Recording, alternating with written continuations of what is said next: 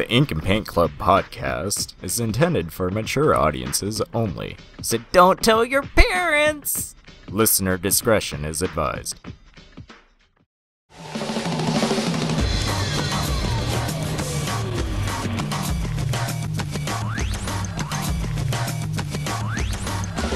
You're listening to the Ink and Paint Club podcast, your weekly home for animation reviews and discussions. Hey everybody, welcome to another episode of the Ink and Paint Club podcast. As always, I am your host JD, and with me today is my good friend Luca. How's it going? Oh, it's going okay. You know, it's raining and miserable here in Ohio, so... Well, it could be worse. It could be below zero here in Ottawa. Yeah, I mean, that's it could always be that, and I'm grateful that it isn't that yet here. You damn Canadians. You'll never get used to the winter, you American. I know, I'm a pussy. Anyway, so Luca has been wanting to do this episode for quite some time. I think I pushed it back at least 3 times now. And my apologies for that. No worries. You had more other fun stuff to do. I can't blame you. Sure. But anyway, we are finally going to be talking about the Rooster Teeth series, RWBY. We'll be talking about the first season, I guess Volume 1, as they label it.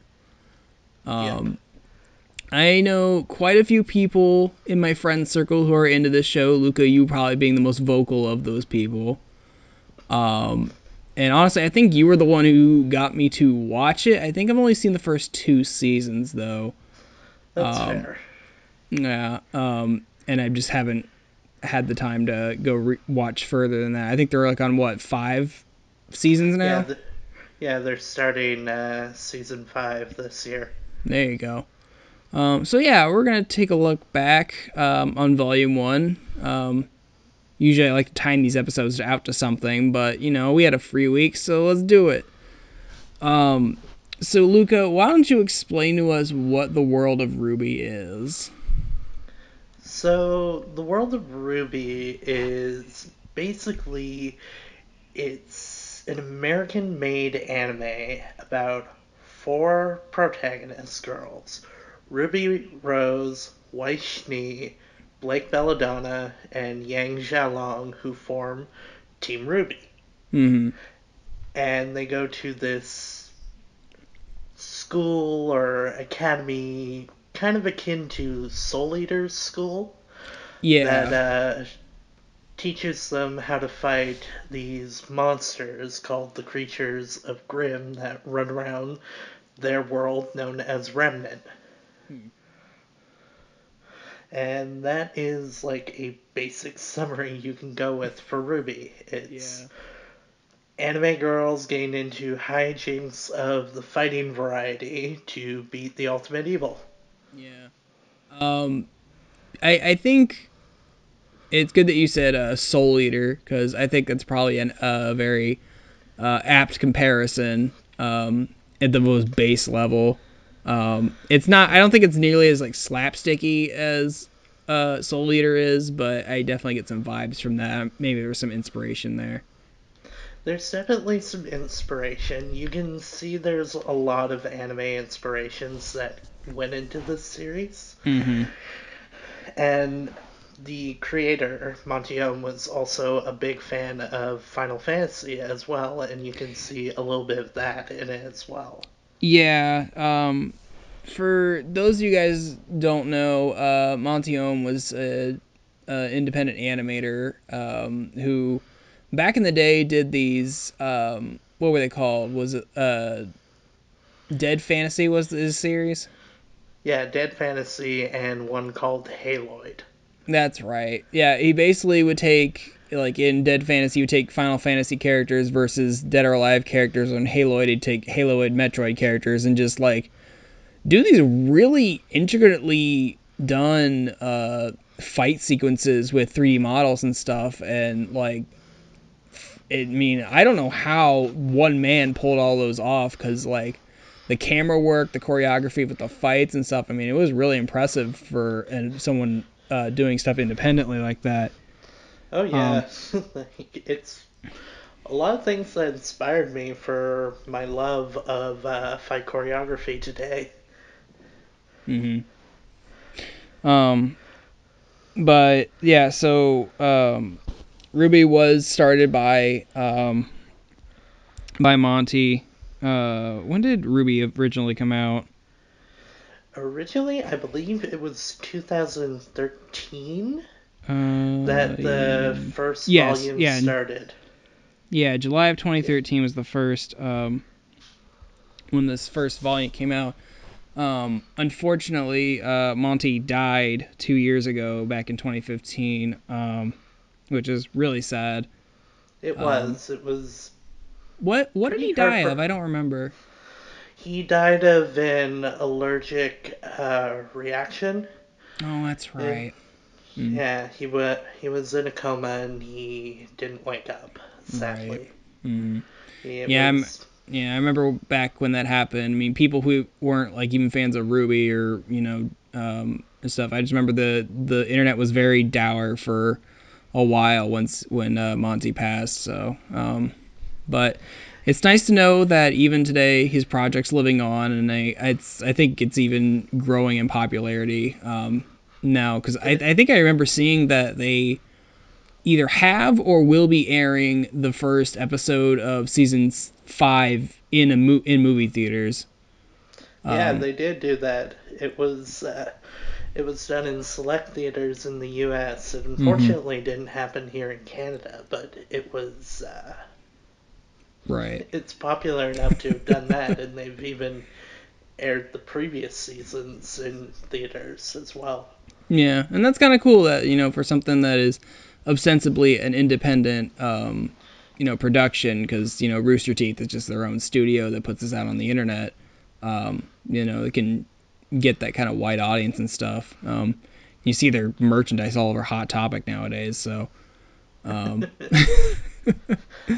have not really seen any of it in the Hot Topic in my Central Mall. I've seen it in ours, so which, I mean, that's cool. I mean, more power to them. But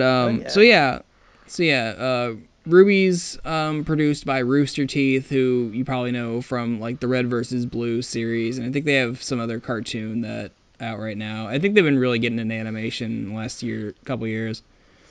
Yeah, they really have. It's been kicking off really well with them. Mm-hmm. And that's cool to see that a studio like that can just kind of produce their own animation independent of a proper studio. But anyway, so Luca, I guess just kind of getting a baseline impressions. What when you originally saw this first season of RWBY, what was your reaction to it? Well, I definitely would say when I first saw it, I really saw it through those rose-tinted glasses of being a big Monty Young fan, and just seeing that how far he's come as independent artist who first made his living doing Haloid and now actually making his own full-on animated series of his own creation. And looking back on it now, like you can't deny the animation's dated. It's really dated. But like you look back when it first came out, I think RWBY was animated at most by 10 people on its own. Right. And like still for that amount of people to make what is essentially an hour and a half long first season is talented in its own right.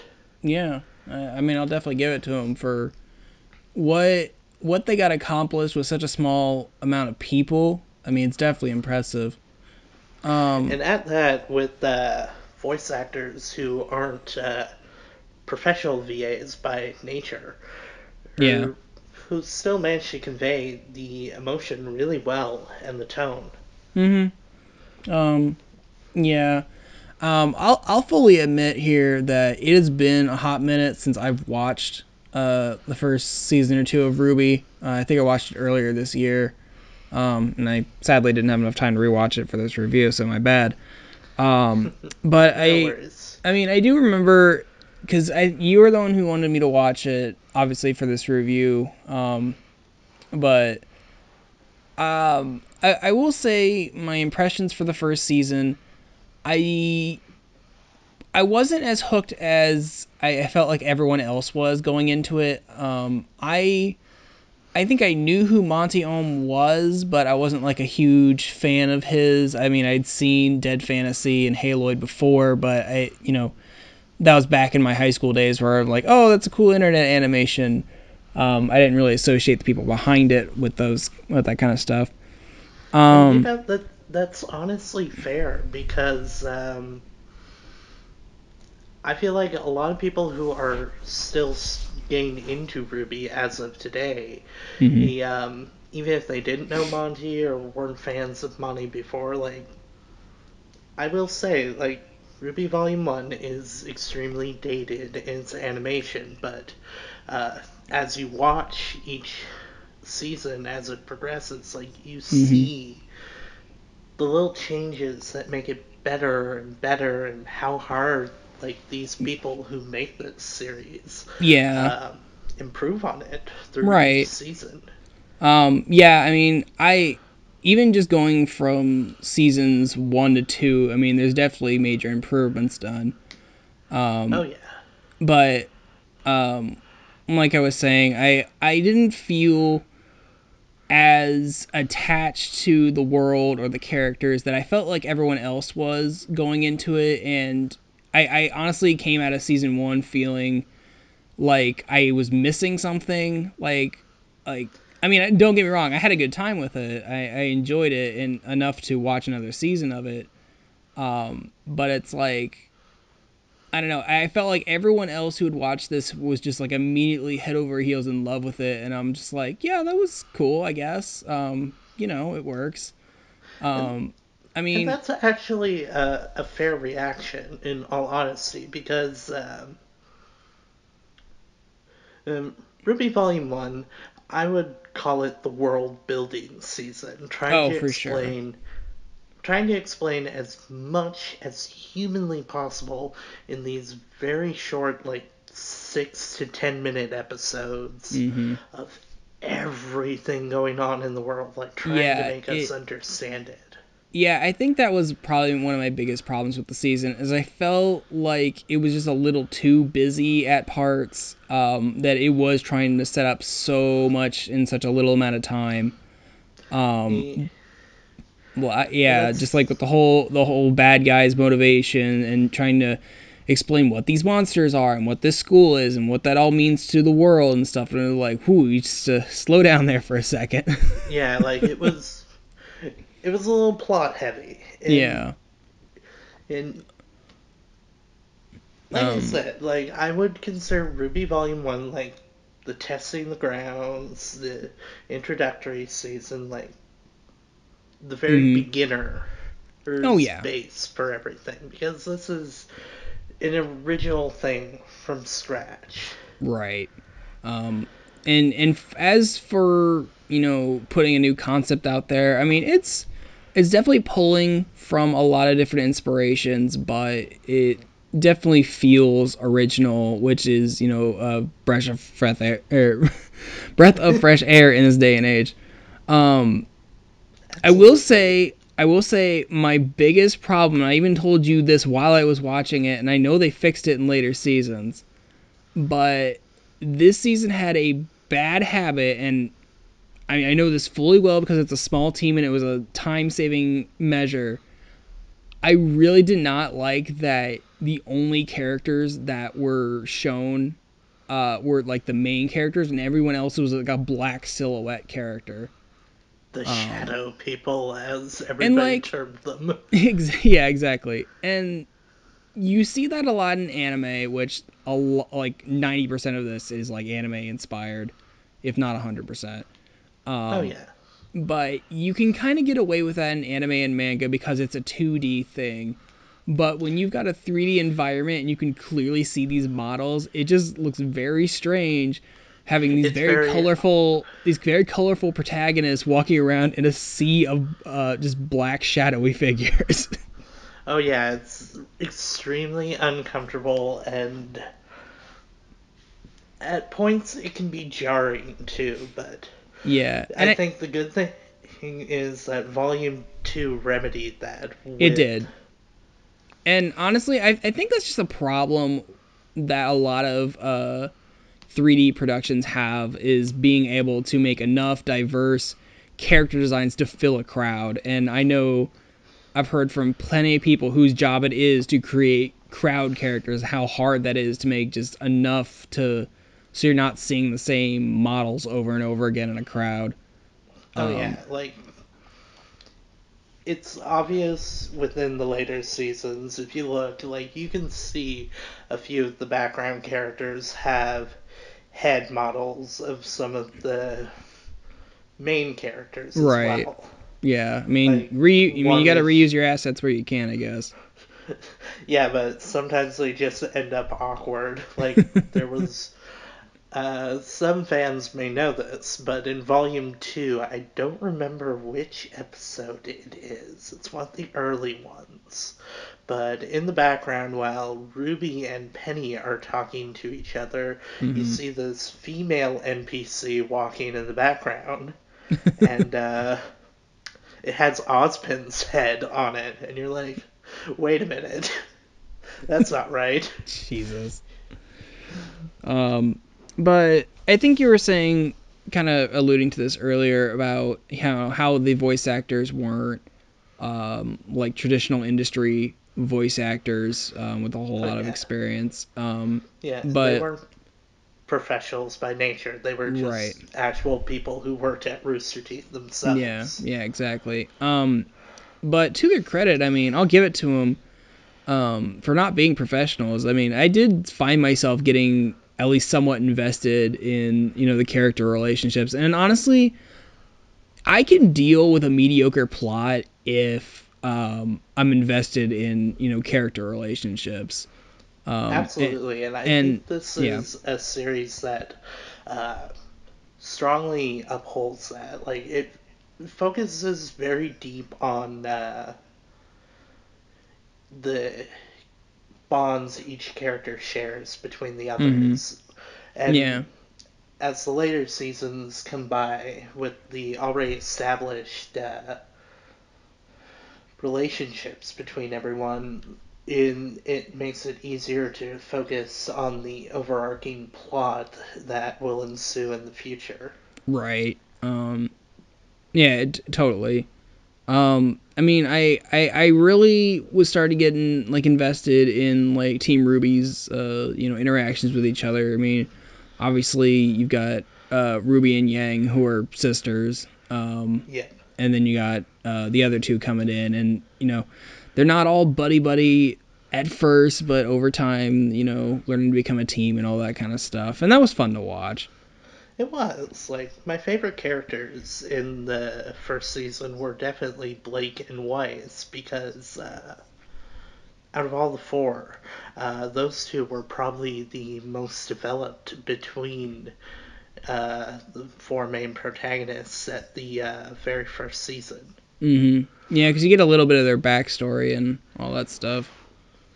Oh yeah, and like,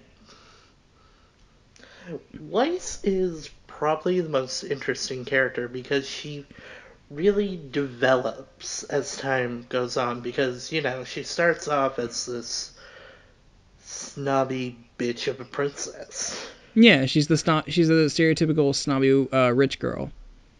Yeah, but she's with privileged attitudes and a very,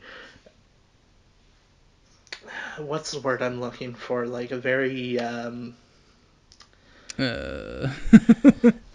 it's like how she's been raised, like a very yeah, I mean, I think privilege is probably the right word for that.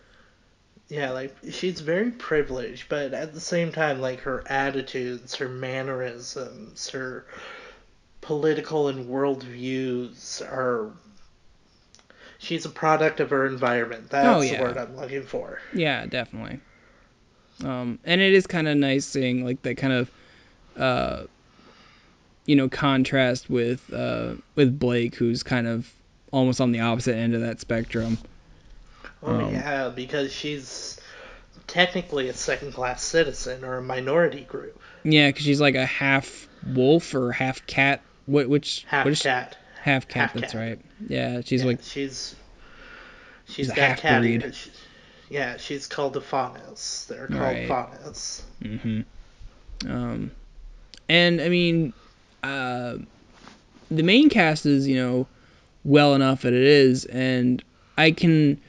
If a show has a good main cast, great. But I feel like a lot of a show can be measured on how well its side characters are also developed. And I think the whole friend group that they developed with all the side characters, I think was really well done, at least establishing it and stuff. I think most of the main characters, as well as the main side characters, I think all have very unique designs. And you obviously get a feel for everyone's personality pretty well. Like, and they all stand out really well.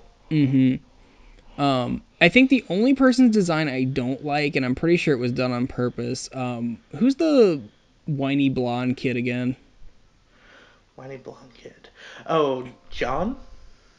Yeah, John, like, I feel like everyone has these, like, really elaborate outfits, and John is just so basic.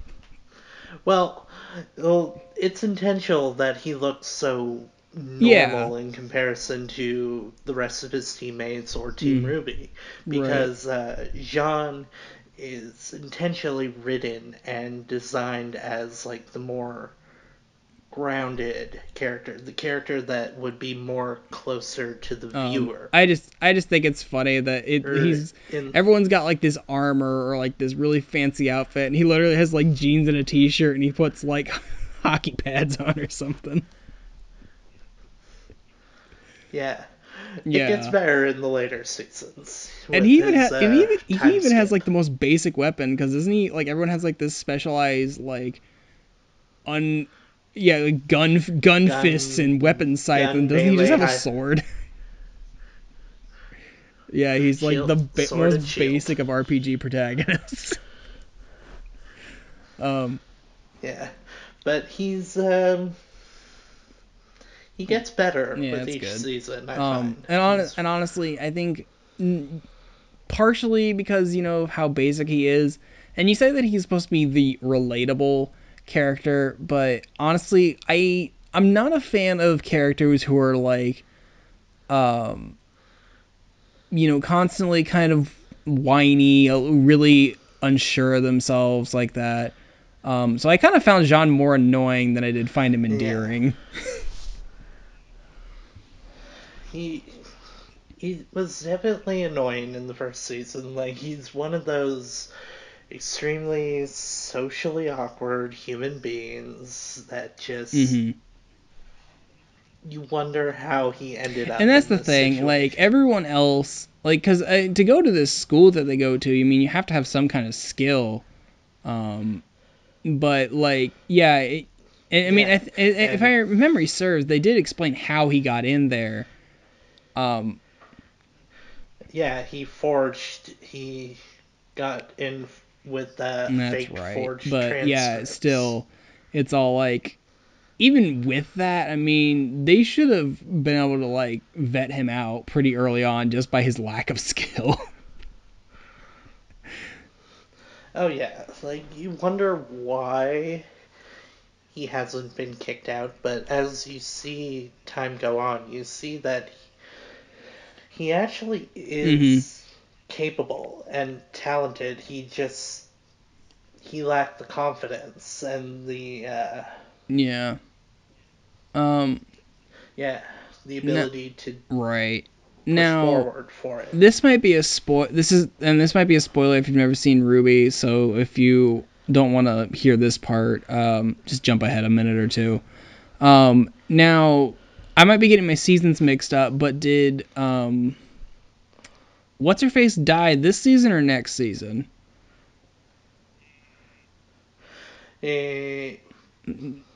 Which one? Yeah. The redhead on the team? Okay, Pyrrha dies in Oh shit, volume I 3. may have been farther than I thought I was then. Alright. Okay, never mind then. Because I was gonna say that I felt like Jean really kind of started to step up once she died. But Oh, he really did. Like, he's starting to become that tragic hero exactly. who grows from loss. Yeah. And it definitely pushes you forward when the girl who was totally obsessing over you from the very first season dies to it's kind of depressing. save you. And it was weird because before I started watching this, you told me straight up, it was like, Yang is probably going to be your favorite character just because you were going off of my usual preferences. And I will say Yang is probably up there in my favorite characters. I did enjoy her personality. I kind of like those kind of cocky, kind of very sure of themselves characters because I think they're just amusing. Yeah, and her blonde beauty. I love women of all hair attitude. colors, but it was weird that the character I found myself gravitating towards was Nora, which is really weird because I really usually hate the lol random characters, but I don't know. I found her really funny. I honestly thought you'd like Nora too, because Nora kind of embodies some of the characters you created. She wields a giant hammer. She loves explosions. She's crazy. Yeah, I don't know. Hyperactive. Like I was saying, it's weird because in any other show, the off the wall kind of crazy rando character would annoy the living piss out of me. But I don't know. I found Nora amusing to watch. She's endearing. She's a fun character. Exactly. And everybody loves her. But yeah, everyone else was pretty good. I don't know if I'm in love with the villains though. What's your view on that? I enjoy the villains in this show. I feel the first season villain, which was Roman Torchwick, aka Clockwork Orange. He is very much Malcolm McDowell. I know. But I like Roman because Roman's quirky in that enjoyable sense. Like, he's cynical, he's sarcastic, he's an asshole. Like he enjoys being an asshole. He loves what he does. He's that kind of villain. He loves being bad. And that is, for me, that's a fun villain when they love what they do. And they make the best of it. I think my biggest problem with the villains, and maybe this might be more of a product of me not having watched it recently. I just remember going away from the first season like not really clear on what they wanted. That's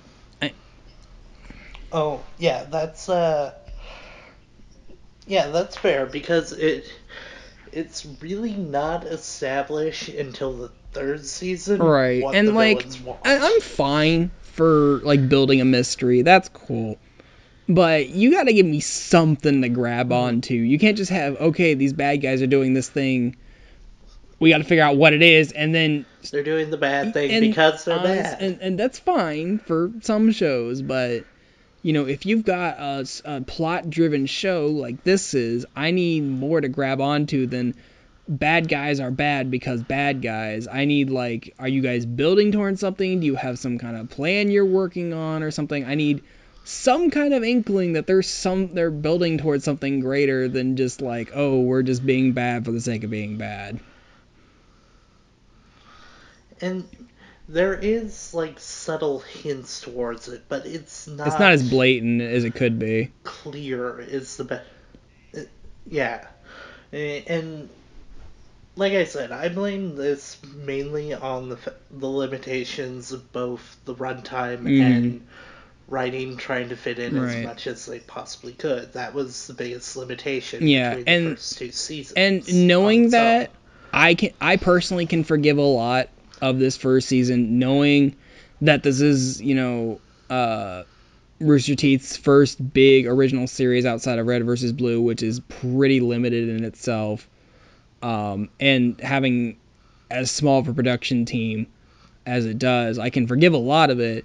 I can just see someone else not knowing any of that, just coming and watching it randomly and being a little lost and maybe a little underwhelmed at parts. Yeah, because it's definitely best to treat Volume 1 as more like Part 1 of Season 1. Because I think it would be better to say that the first 3 volumes is essentially the first season of RWBY. I think that's fair from what I remember. Yeah. So obviously I don't remember enough of this to answer this question, but if you had to pick a favorite episode from the first season, like what would be your favorite? Well, fan favorite easily for everyone is the first big fight scene between Team RWBY and Team Juniper against the Nevermore Giant Raven Grimm and the Deathstalker Giant Scorpion Grimm, because that was the big fight scene, the first big fight scene of the whole show. This was where like Monty's and I just want to sidebar real quick. If there's nothing else I can praise this show for, is that like the fights in this are like astounding. Because I feel like you can do those kind of weird anime fights a lot better in 3D than, how some live action movies try to film fight scenes. I never had a problem following any of these fights. I always knew where a character was in the space. I knew who was fighting who and stuff. So, I mean, Monty knew his shit. So, I mean, he knew how to map out a fight scene. So, and honestly, every fight scene in this series, is like very well done. Yeah, its choreography is well said. It doesn't feel out of place or forced at points, and they're over the top fun in just every single way. I think for me, though, personally, my favorite episode were the very last 2 episodes of the first season, where Blake finally reveals that she's a Faunus and a former member of the terrorist group, the White Fang, which is like a radical Faunus group who are fighting for equal rights. But they're doing it through more malicious methods, like attacks and armed robberies and all that, as opposed to like, peaceful protests. So, I mean, and that's kind of an interesting, kind of social commentary to put in there, especially, in the kind of political environment that we're in these days. Oh yeah.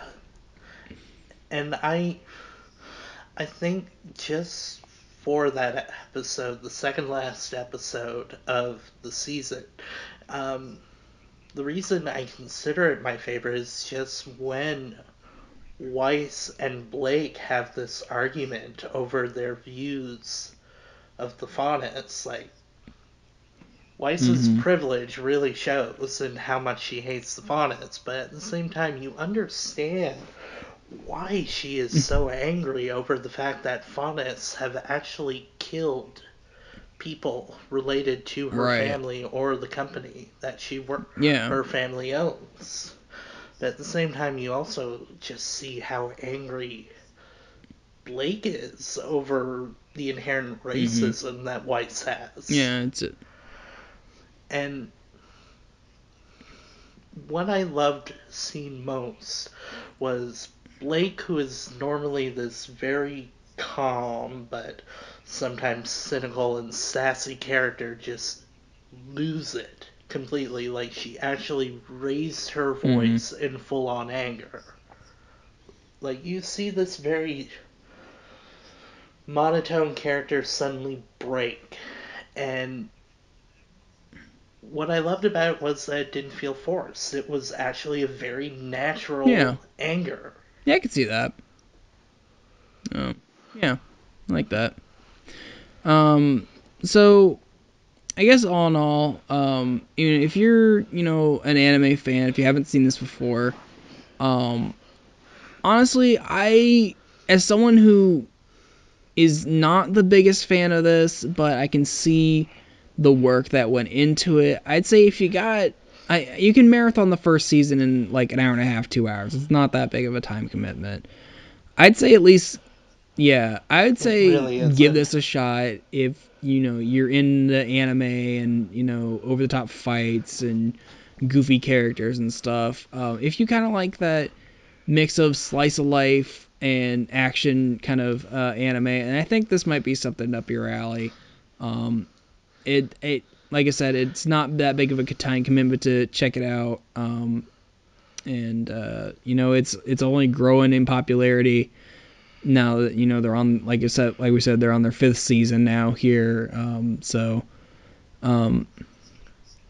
I mean, like, this series has garnered so much popularity that Japan has dubbed it.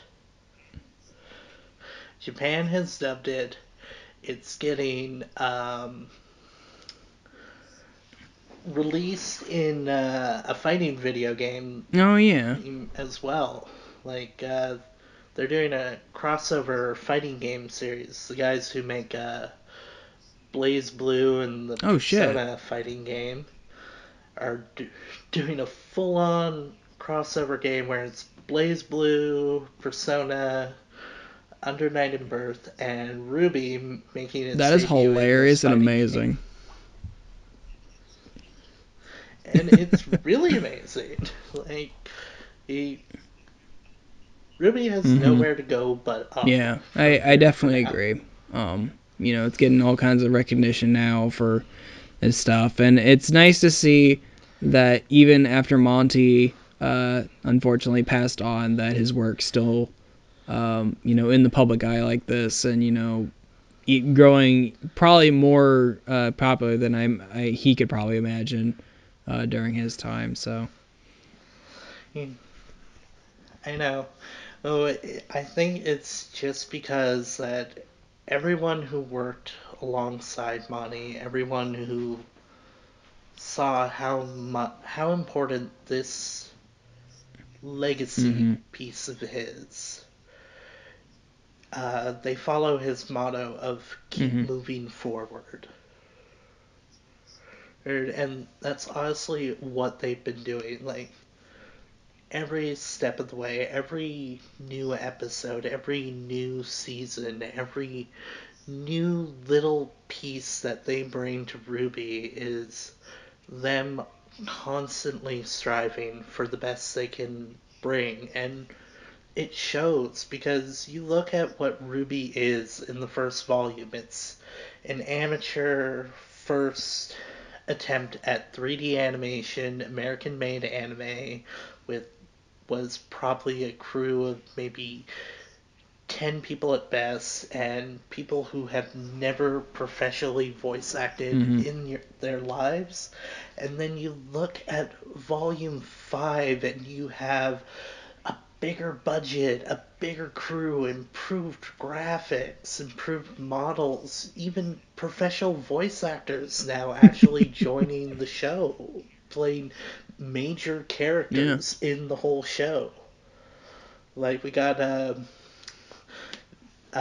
Vic from Full Metal Alchemist. Like, Edward Alric is playing one of the major main characters of the show now. So yeah, guys, if you haven't seen this before, give it a watch.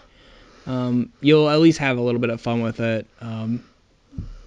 So yeah. Luca, is there anything else you want to say before we head out? All I can say is just give anything a shot. Even if the first volume doesn't entice you, even if the second volume doesn't entice you either, keep going forward with it. You'd be surprised how much better it gets with each season. I think it's a fair statement. So yeah, I think that does it for this week's review. Luca, thank you for finally doing this. Again, I apologize for pushing this off for so long. It's fine. You had your well, kind of important, I guess. But it's very important, bud. Yeah. So I got one question for you though before we call it quits with the show. Who was your favorite character in the whole show? Nora, probably. I don't know. If a character can give me a good laugh, then they're probably gonna be my favorite. But so guys, let us know if you've seen RWBY, if you're a fan, and what you think of this series. We'd love to hear that. And if you want us to review the further volumes of this show, let us know that as well. We'd be happy to sit down and talk about it. It would give me an excuse to, catch up finally. So, there you go. Well, I could always just keep pressuring you to do it. Don't pressure me, man. In the future. I got enough life stress in my life. Oh, God. Do it, God damn it, do it. Alright, guys. Alright, that does it for this week, and we'll catch y'all again next week. See you around. Thank you for listening to this episode of the Ink and Paint Club podcast. Be sure to subscribe to the channel so you can catch a new episode every week. Also be sure to follow us on our Facebook and Twitter so you can keep up with the show. Links are in the description. We'll see you next week.